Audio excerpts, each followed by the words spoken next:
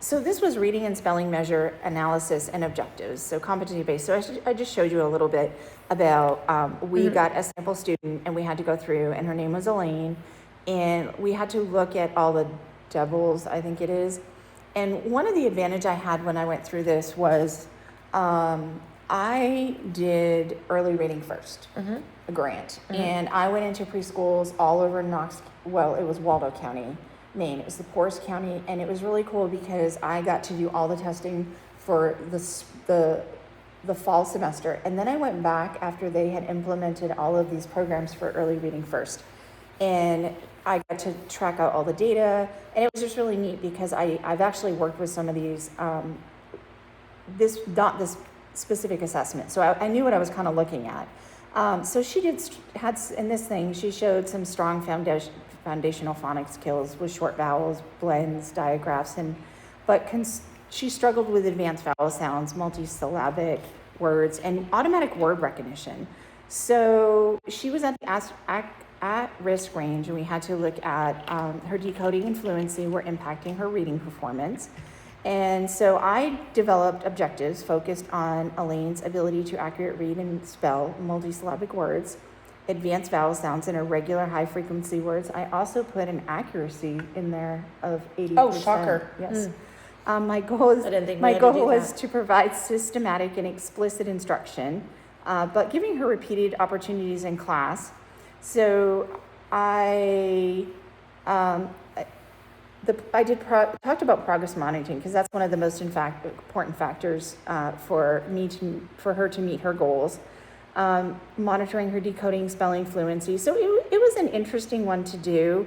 One of the things that for me, I think this is a really important piece, but what got me thinking, and we just talked about this a little bit, about is this activity didn't translate well for me because I was actually thinking, like, what would I use to look at where two of my AAC device users are at? Like, how do you determine if they can't verbalize? Yeah, and so, I mean, I'm not going to ask you the specific questions because we talked about, we were just talking about the Wilson, and I think you're in the same boat with the elementary kids of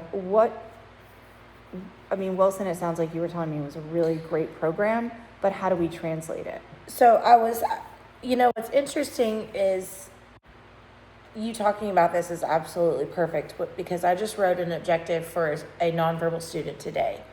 He identifies the letters.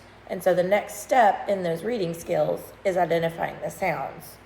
So, I'm thinking about this is a need not just for me, but I feel like anybody that has a nonverbal student, when you get into looking at that, I think that's something that we may need to ask for because, strategies I use is that I do, we do, you do.